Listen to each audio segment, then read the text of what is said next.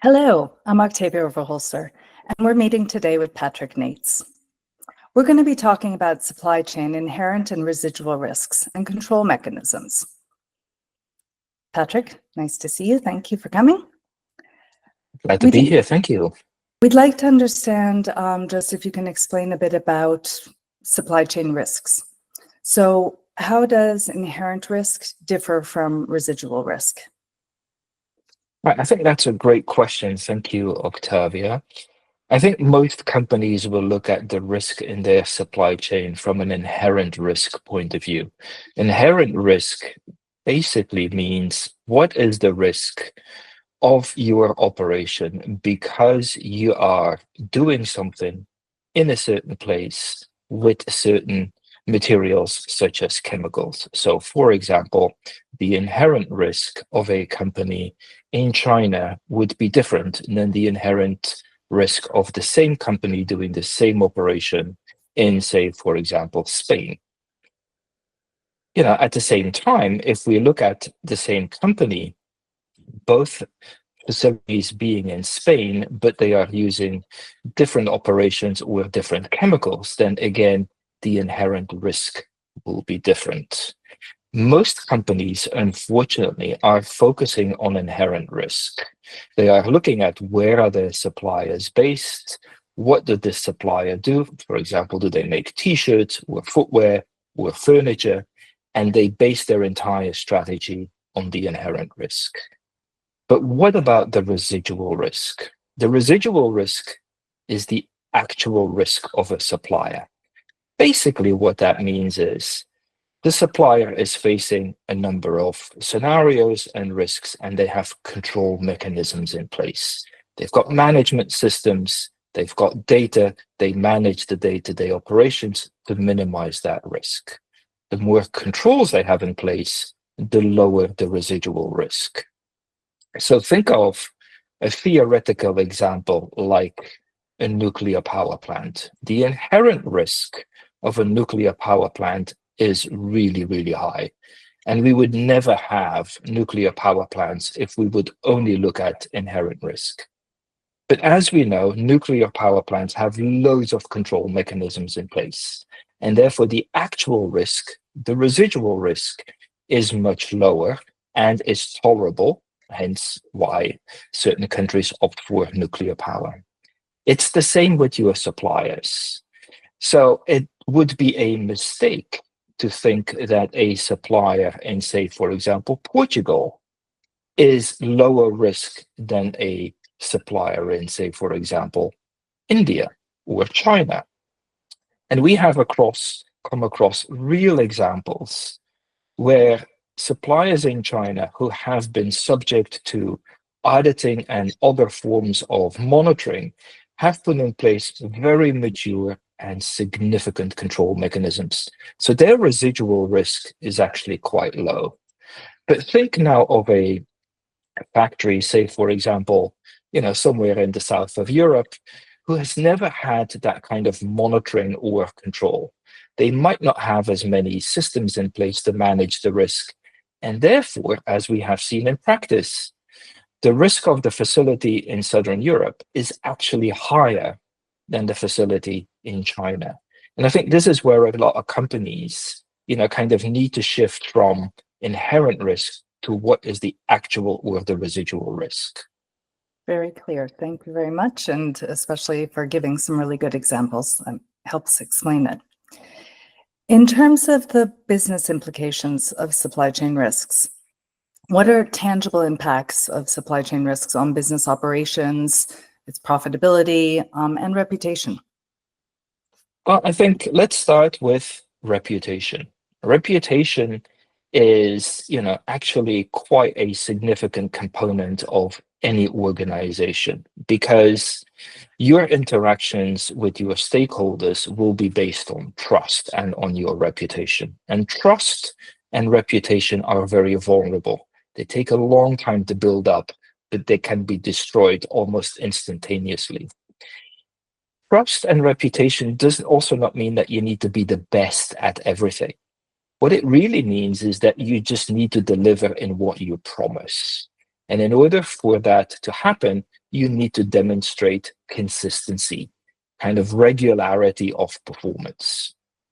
Risk, by its very nature, is an element that interrupts that continuity.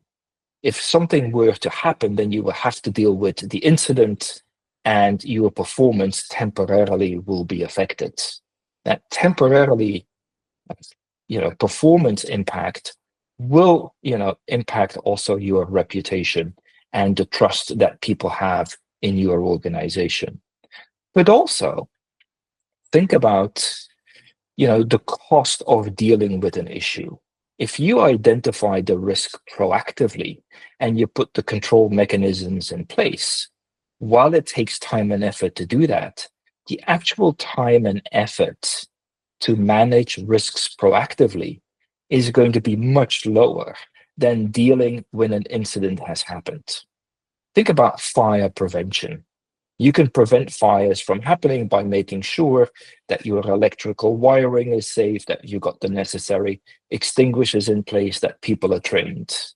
These are investments, but they're worthwhile. Think about the cost and the impact if a fire were to destroy an operation in a particular facility. That cost, is enormous compared to the prevention.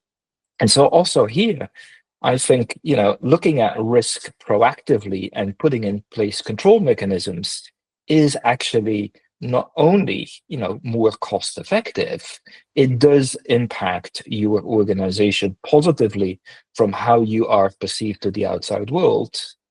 And more importantly, I think it creates a common mindset and culture in the organization to address issues and risks as they arise, rather than to respond to it. And that culture and mindset translates into all of the operations in the company. Yeah.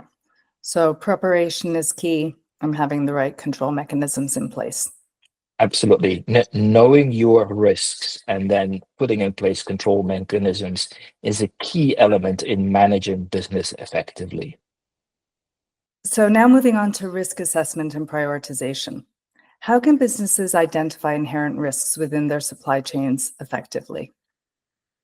Well, I think the key to look at inherent risk is to really kind of know what you do and where you are. It is important to understand that certain operations carry certain social, environmental, or governance risks. If you think about, an operation of, making an undyed T-shirt, they're pretty straightforward. They don't use a lot of chemicals. They are labor intensive. So those elements will help you identify certain risks. Those risks will be different than if you make a complicated, element or product that involves a lot of operations with a lot of chemicals. Also here, from an environmental point of view, you can see the chemical usage, you can see the disposal. They create different inherent risks. It is also important to understand where you do these things. It is dependent on not only the country, but also the region in the country. Large countries have very different legal systems. They have very different circumstances. Think of India. The south of India has very different, kind of environment, and laws and circumstances to, for example, the north. So depending on which country you are and where you are in that country, that will also shift your risk. For most companies, I think it is important to understand where their suppliers are and what these suppliers do. I think there is one more component that I think we can layer on top of this inherent risk with regard to not just knowing what the inherent risk is, but how would you prioritize these? I think the priority is not only on risk, but it's also on your exposure to that risk. Think about a supplier that is a very small supplier and it makes, a product which is not that important to you as a company. That carries a different weight when you start to look at the prioritization of where do I need to address my risks versus a very large supplier that is making a component that you as a company are completely dependent on, whether that's a final product or a component. That supplier is much more critical to you as a company bringing your product to market, and therefore the inherent risks associated with that particular critical supplier also get prioritized higher versus a less important supplier. So it's finding that balance between the inherent risk of where and what versus the business importance as well. I think now I'm going to make it things a little bit more complicated. There is one more overlay that we can do, and that has to do with the entire framework of due diligence laws which are out there, and also reporting guidelines and laws which are out there, and they talk about double materiality. Double materiality basically means what element is really important in environment, social, and governance, not only from an impact point of view, but also from a business point of view to you as a company.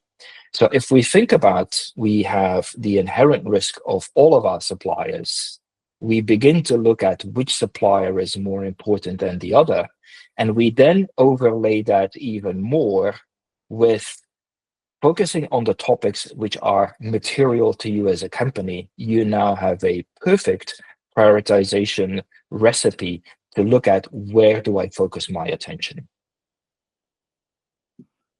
Okay, so it sounds like there are many different layers involved, but it all goes back to kind of having some transparency around supply chains, knowing first of all where they are and what they're doing. Right?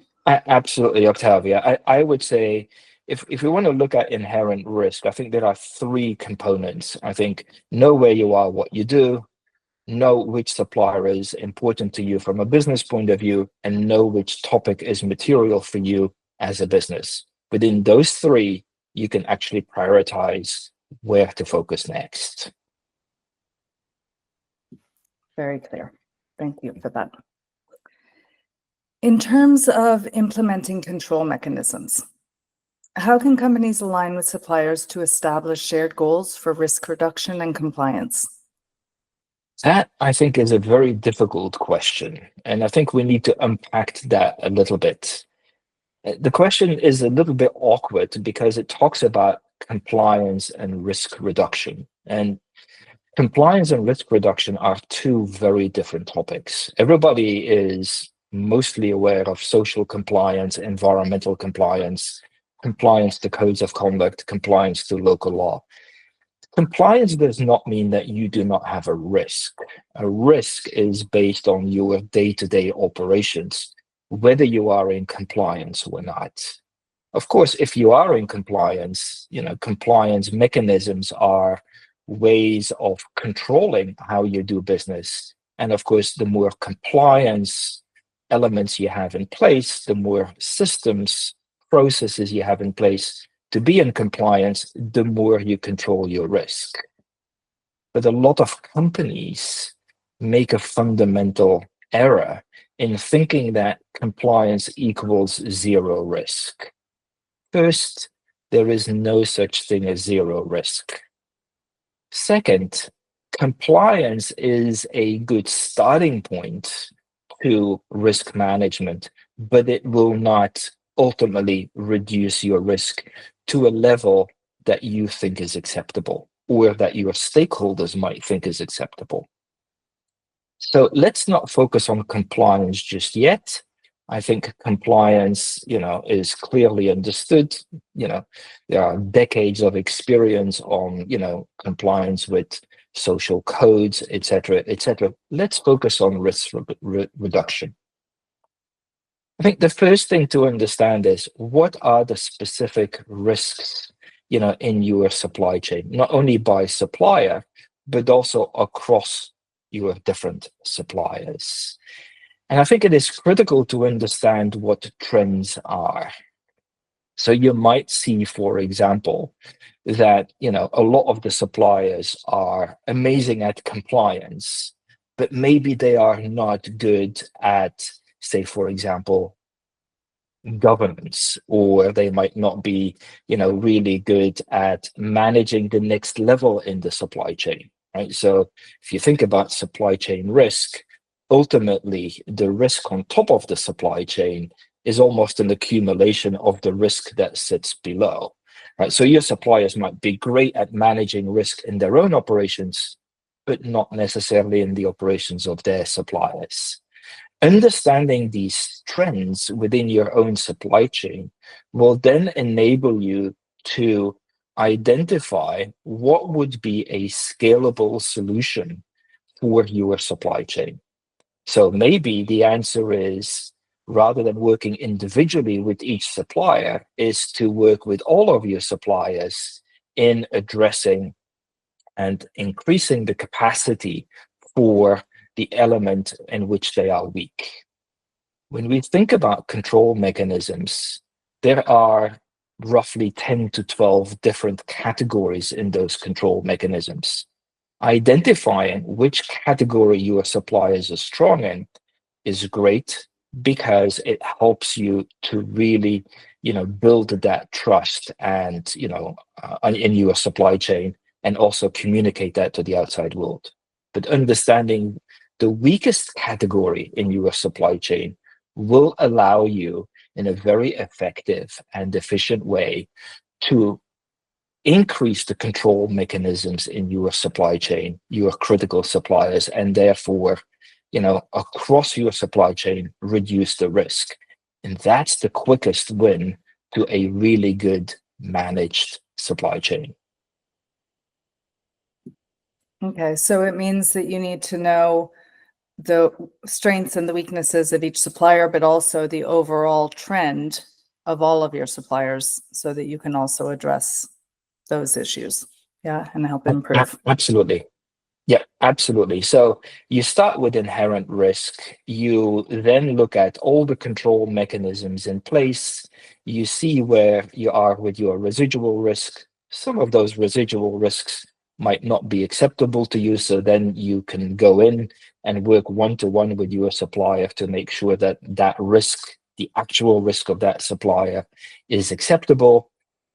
But more importantly, as an organization, you have to look at systemic solutions. And so looking at the trends across your supply chain, where you could improve all of your suppliers in that topic, is the fastest way to reduce the residual risk of your entire chain, and therefore your residual risk as a company. And therefore, yes, indeed, help your company for the future. Great. Thank you. Just some closing thoughts from you, Patrick.